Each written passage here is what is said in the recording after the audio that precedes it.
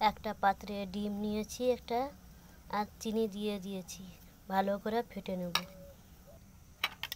যতক্ষণ না চিনি গুলে, ভালো করে গুলে নিতে হবে।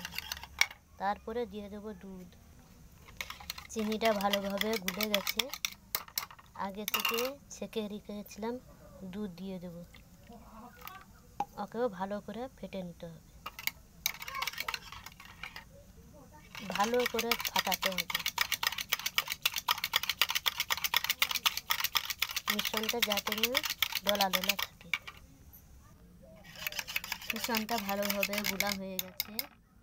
পাশে চিনি ক্যারামেল বেনে রেখেছিলাম, এতেই দিয়ে দেব। মিশ্রণটা চিনির ক্যারামেলে ঢেলে দিয়েছি।